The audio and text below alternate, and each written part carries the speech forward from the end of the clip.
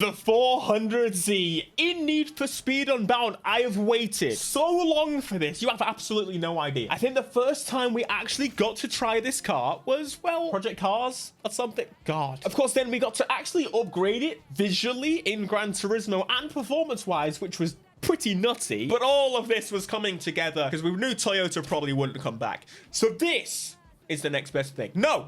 Because Toyota won't add the bloody Supra, this is better. This is a million times better. Even if it's not, it is. Okay, let's give it a go. So, what I want to do with this car is create a drift build. And I think that makes sense. We haven't done one yet, and I particularly think this would be a good one. Considering it's built on the chassis of the 370, the 350 was a drift machine. And the reason 370 isn't used yet is because it's probably too expensive. I just think this would be a sick car to make a drift build, and it already wants to do it. It's my first time doing one in this game properly, just dedicated to the skidding. I'd say let's set a benchmark, but realistically, I do not think I can get this thing to go as I want it to. So it's going to be useless in events. In the free roam, however, it'll be a good one. There's still a chance, Oh, he's done it. 1 star, baby. 1 star. Incredible scenes. Up a hill as well. Incredible. I actually normally leave the game between swapping. It just makes it so much easier because I don't have the stupid pop-ups on the screen. They're going to fix it one day. One day we'll get there. It's been out a couple weeks. Okay, let's jump in then. So style is where we're going to start. And I'm not even going to jump into the body kits because quite frankly, we've seen this in the single player and we know one of the kits is sick. I want to do it. What am I doing? I want to do it individually. So let's have a look. Front bumper customization. I don't know. This is the part of... Oh, this is the part of the car that I don't love. I don't think it's great. It's something that could be improved. And even that is not much of an improvement. I think this Chidori front may be the savior that I need. It's a little bit nicer. Along with a big old splitter, I think would work quite nicely. And I think it's pretty obvious this is the best one. Curiosity. Yeah, you can apply that to all of... Oh my goodness. Do you know how much effort it takes to allow this to fit everything? That's so much effort. We may actually swap the bumper out, but we'll see. We'll see a little bit later. Big old vents. We're gonna go full drift car look. We better have some wide fenders. We have some wide fenders. We have some better wide fenders. We have some stupid wide fenders and some carbon ones as well. It's got to be these. The Next Tech kit seems to be my favorite option thus far. I really do like that. Ooh. Next Tech. I know what I like. Biggin. I ain't afraid to admit it. Oh, the Next Tech there. Not too sure about that. The Chidori's pretty cool. Next Tech. No tail light customization. We have got ourselves the rear bumper, hopefully changing. Oh, I like that. It's just a little bit different. Not too drastic. It's more so the splitter that's different. The diffuser that's different, should I say. Let's carry on through the diffusers and see which ones match. I think super aggressive makes sense considering the rest of this car looks super aggressive. The exhaust with the little holes around the outside. I don't know how I feel about that. I want just a normal single. Oh, maybe I should just shut up. No. I like that as well. Gold tips. This is very important. The Wang can what? Yeah, all right, those two and I would have been fine. That was enough for me. That's good for the classic looking boys. We got this and this as well, just in case you want absolute big uns. But realistically, I think I love this.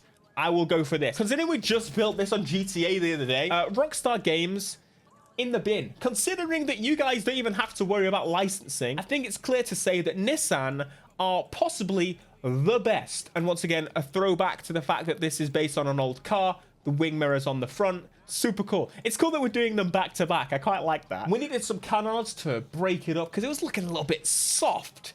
If you know, you know. And I wonder if we're always going to call this the 400Z. Am I the only one that calls it the 400Z? It's the Z, the performance, the Z performance. It's a 400Z. Shut up, Nissan. Now, this is quite interesting. You can tint the tail lights, but I don't know if it actually does anything. So I'm going to tint them and we're going to see what happens because the background is already black. The lens doesn't tint at all. There she is. The beauty. I'm not sure about the front still, but let's go through the body kits and show you exactly the variations of it.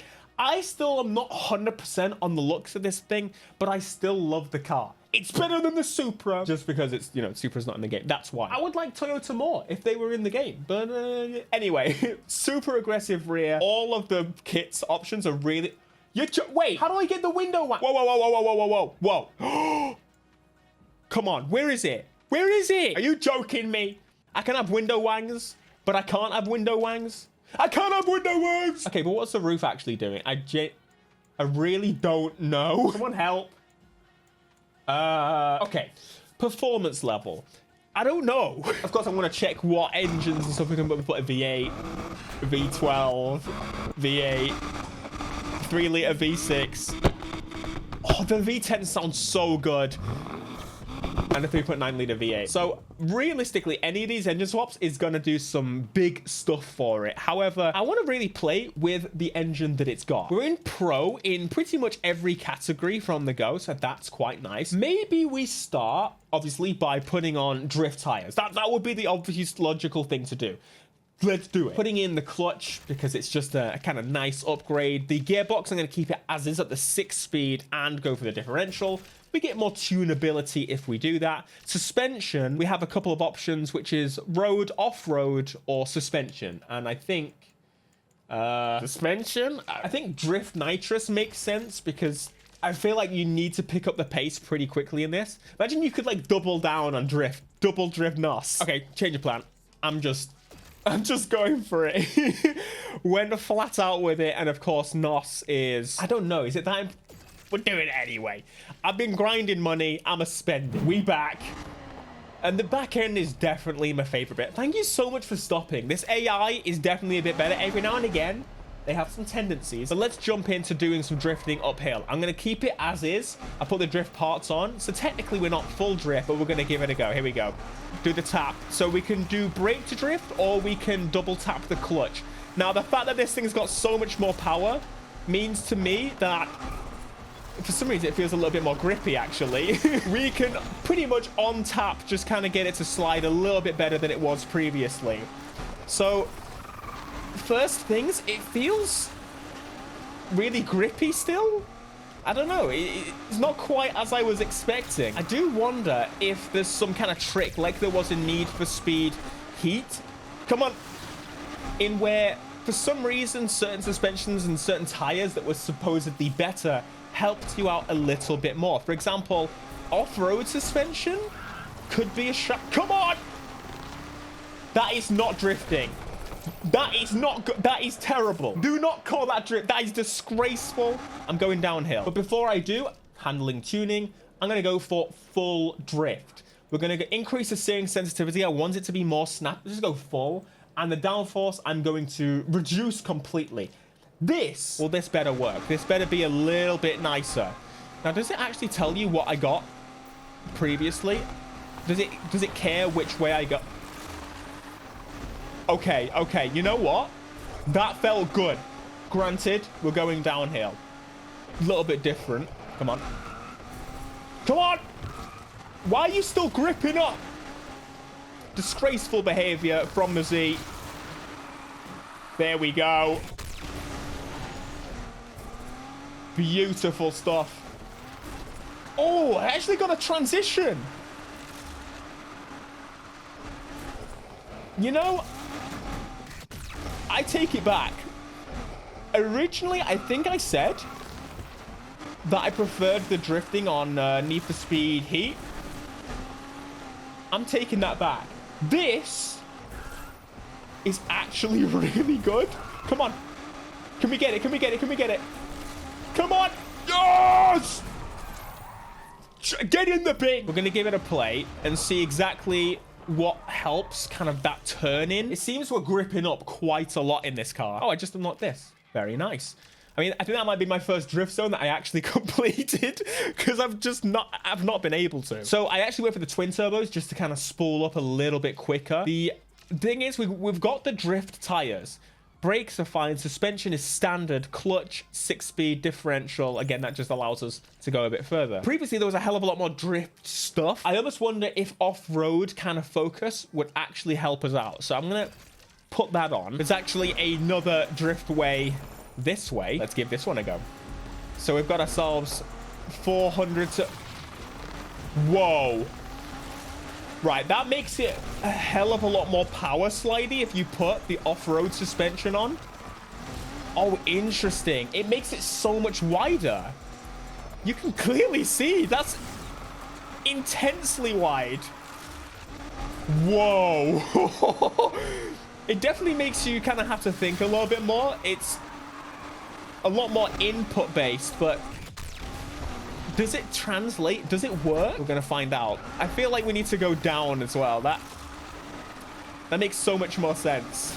Come on, come on, come on, come on, come on, come on. Are you understeery pig? You piggy.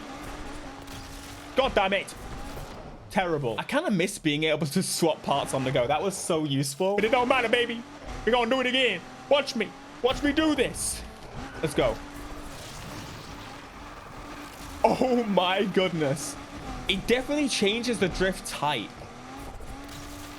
The best way I could describe it is it makes the drifts kind of wider. It makes the car kind of come out a little, quite a bit more, quite significantly more. It makes you require more control of the car. I feel like transitions are quite a bit harder at the same rate. I don't know. I don't know. Do I like it? Do I not? Let me know in the comments, of course, what setups you've been using.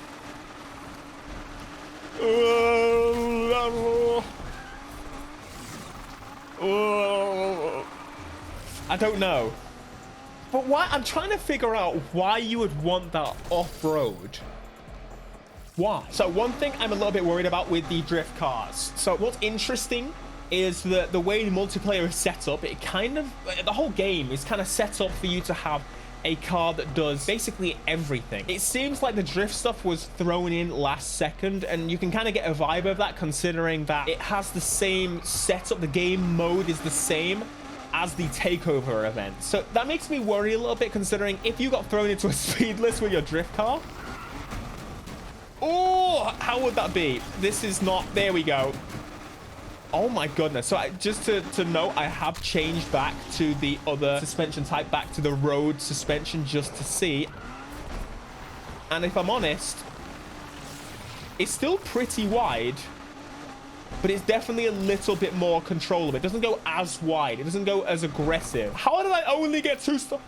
I feel like I was doing all right. This is quite a high speed section, I feel, compared to the drifty mountain area we did before. Oh, no. God, that would have been so good. We definitely need to try some of the OP cars from previous games when it comes to drifting. What is going on? That is weird. Well, that's kind of left a sour taste now. I feel like I had it down on the mountains, but over here, this different drifting area just doesn't really work very well. I'm gonna put the downforce back into where it was, in the center, and give it another attempt. Come on. Focus mode, baby. Focus mode, baby. And the thing is, it's not even about angle anymore, is it? Oh, that is so much better. Need to make sure I try and do some drifts in between. I feel like that's super important with these trials, to try and get the maximum stars. Oh, this is better. Okay, a bit of downforce. Bit of downforce. That's 3 stars. I'm taking it. Right, as I said, let's get up to high speed. And let's use this as if it's our only vehicle. We're using it as now our speedless car and our whatever car, because there are people out there that like to build the criterion-y drifty cars. And so when you're going high speed and doing races against higher level stuff, I feel like a full drift car should kind of struggle a little bit. That's probably the best way I could describe it. Struggle. But, oh, how does it do? Can you bring it back if you're trying to race with your car? There's definitely less feel. Granted, I haven't tied the car in grip. Okay. You know, I'm going to tell you, ladies and gents, as you would expect and as you would kind of hope with Need for Speed, it's almost grown up a little bit. Previously, they decided that it was kind of a handling model, but then they had drift events. So if you had a grip car, it wouldn't really work. But now in this game, which only has pretty much one type of event, kind of forces you to have an all-in-one car, which is kind of why I've got drifting on most of my cars. It seems like the full drift is a little bit unstable, which is good, but a little bit odd. Basically, you need to make up your damn mind. So this is the beginning of us testing out drifting in Need for Speed Unbound. I think it's been like, what, 3 weeks almost? And I only now am properly testing it out. And you know, I kind of like the depth of that. I could have done it sooner, but there's so much stuff to go through, including this. If you didn't see, very important video. Smash like, subscribe, and peace.